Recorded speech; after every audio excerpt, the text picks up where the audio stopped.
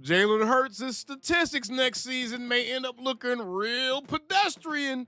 The NFL, Stephen Jones, and several other of the NFL owners are trying to make a push to abolish the pushing of tushes. Let's get right into this one, as this is like an episode of All the Days of Our Lives or something, NFL edition. And I'm going to just say this. There are some times in sports where you're like, damn, this needs a 30 for 30 or a Netflix limited series.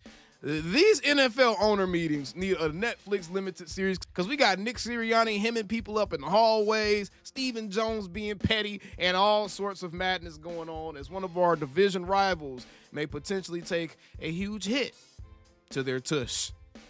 Be sure to subscribe.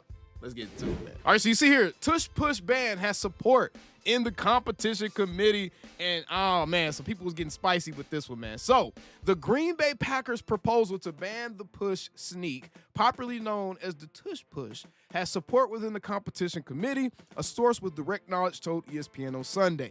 Another source with direct knowledge of competition committee thinking said the proposal would be hotly contested among the coaches, general managers, and owners as they gather for league meetings this week, and hotly contested it was. This is actually kind of hilarious.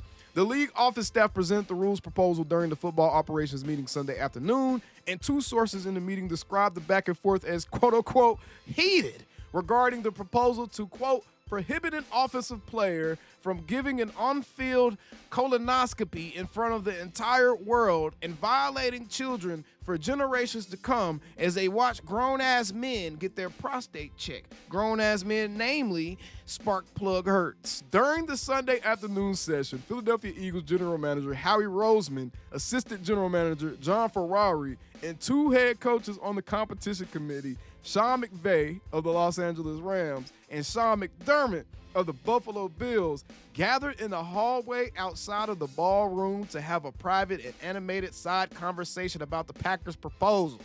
Packers head coach Matt LaFleur has not spoken publicly about the team's proposal and declined to comment on when approached by ESPN Sunday afternoon. Packers general manager Brian Gutekunst also declined a question from ESPN on Sunday. Quote, I'll leave that for someone else to talk about, he said. Teams putting forth a proposal will often save their argument for the day of voting, which in this case will be Tuesday morning. Green Bay listed two reasons within its proposal to prohibit the play the Eagles have made famous. One, player safety, and two, pace of play. Multiple sources who have been in competition committee meetings about the play told ESPN there was no injury data to support the ban, but rather a hypothetical conversation centered on potential injuries. The league presented the injury risk of the push sneak based on data modeling, saying defensive players are at risk while launching head first and offensive linemen at risk because of their bent posture, operating in a narrow window, which could lead to neck injuries and some back injuries, actually, lower back injuries. You'd be surprised. It's not backed by data, one club executive said. It was all subjective. It's not backed by data, you goofball, because they only been doing it for a season or two. Give it some time. Give it some time 10, 15 years down the road. And these boys getting a class action lawsuit against y'all because y'all allowed them miniature car crashes to take place on the line of scrimmage multiple times a game every damn Sunday, sometimes Thursdays and sometimes Mondays. Y'all better quit playing, bruh. Y'all did the same thing. Oh, we have no data to support that guys can get a thing called concussions. What's concussions? Next thing we know, a whole last feature-length movie about concussions when nobody thought it was real. Quit playing, bruh. Humans don't learn. Anyways, another source in the competition committee meeting said that it's not about player safety. It's just a different play, and it just looks different. The Tush Push has had critics. That's a stupid reason. The Tush Push has had critics around the league since the Eagles debuted playing during the 2022 season. Coaches, executives, and players have argued it's not a football play, with some comparing it to a rugby play, which is fair. This is the third offseason that the competition committee has reviewed the play, but the first time a club has submitted a rules proposal aimed at eliminating or restricting it. The first source with knowledge of competition committee thinking said it was a quote-unquote shit show series in the NFC Championship game between the Washington Commanders and Eagles helped build momentum toward the current rules proposal. Yeah, that's when they kept on doing they kept jumping off sides and stuff. Yeah, that was crazy. That was crazy, bro. And that's what's eventually going to happen because it's like, if I can't stop this play anyways, I'm just going to interrupt it every time until I time it perfectly. Screw it, bro. And you can't just get to a point where like, well, we're going to give them a touchdown anyways if you keep doing that. That is bogus. That is bogus. That's probably one of the better arguments for getting rid of that plays, because, like, what do you do as a defensive player? And Stephen Jones is about to present a very good argument, right? Cowboys corner Stephen Jones explained the committee's view on examining the play in the Packers' proposal. He said, quote, "We're looking for a consistency as a committee, and we don't allow pushing." That's real. Jones said, "We don't allow the linebackers to push the defensive linemen on extra points, and we're just trying to be consistent." That's a great point. Great point. Can't allow something on one side of the ball that you don't allow on the other. That is a very, very good point, bruh. These quarterbacks, I'm sure, they will be wildly successful whether you're pushed or not. Yeah, Jalen Hurts can squat 700 pounds. Why does it matter if he got a man's hand on his ass? I'm so confused, Eagles fans. Please explain it to me. Because he's an inordinately strong special athlete. So we're just trying to be consistent with the rule. Green Bay really brought something to our attention that we felt like certainly needs to be vetted in the meeting room and amongst the owners, and see where we come out on it. Stephen Jones playing chess. He like, I never really thought about that, actually, Green Bay. That is a great idea. Let's take a look at that tush push. Steven, bro. I like it, Steven. That's hilarious. Okay, Jones and New York Giants owner John Mara, two division opponent owners of the Eagles, both sit on the competition committee. Yeah! Does Jones think it's fair that proposal appears to target one team, the most recent Super Bowl champion? Quote, he said, "I think it's just being consistent with our rules. And I think Green Bay brought this to our attention. And that's what we're looking at as a committee. And certainly membership will weigh in on it." He said, "There's plenty of gray area as the rule proposal is written now." It says, quote, "No offensive player may immediately at the snap push or throw his body against a teammate who is lined up directly behind the snapper and receive the snap to aid him in an attempt to gain yardage." I get it.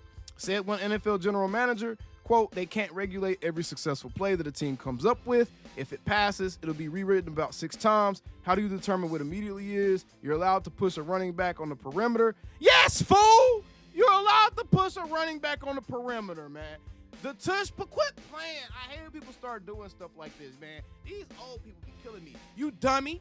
It's very clear. You have no time as a defense to react to that play, especially, and you have no way to get an advantage, to gain an advantage as a defense. The offense already has the advantage of knowing when the ball is going to be snapped. The offense has the advantage already of immediately being able to go have that forward motion. They're not reacting to anything. They're the one that's causing the reaction to be had. So the offense has the benefit of the preemptive strike. As it is, bruh, they don't get a chance to react to it, and they physically impossibly can't react to it because you got a guy being reinforced by a platoon of people pushing this man forward right at the snap before defense even has a chance to play football. It's not a football play. It's literally just, I'm going to smash my body up against yours immediately, close my eyes, and hope for the best. There's no strategy that takes place, and it's just, hey, we're going to exploit the laws of physics. The laws of physics says if I have more mass and more force on this side,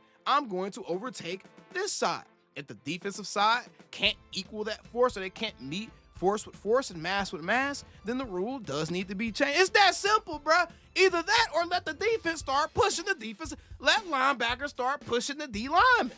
It's that simple. If you want the rule to stay, let linebackers start pushing D linemen. If you want the rule to go, then you just can't push somebody, man. When the ball is, you just can't push a dude immediately after the ball is snapped. You can't. I mean, it immediately can very easily be defined, fool. Everybody in the world know immediately don't mean 10 seconds later, mofo. Immediately mean within the next frame, within the next second, immediately. What are we talking about, man? But either way, this was just interesting. This was just an interesting little article. I mean, every opinion isn't a matter of life or death. And I got to start saying that to y'all, because some of y'all feel like just because I have an opinion and just because I'm animated with my opinions at times, some of y'all be feeling like I be like, really, like, this ain't life or death, y'all. Just an opinion. It's a funny article. It's a funny situation. And anything that can make Eagles fans get in a tizzy, even though they came off a Super Bowl championship, I wouldn't give a damn about none of this. I'm like, take it away. Make us win it another way. Give us another challenge. That's how I would be as an Eagles fan. But who knows, man? Either way, appreciate y'all tuning in. How about them Cowboys? Calling me, texting me, paging me, asking me, am I still the ball? Y'all usually check on me. Listen, listen, listen, listen. I'm still them boys. Hey! Woo! Shut up, my boy. Hey!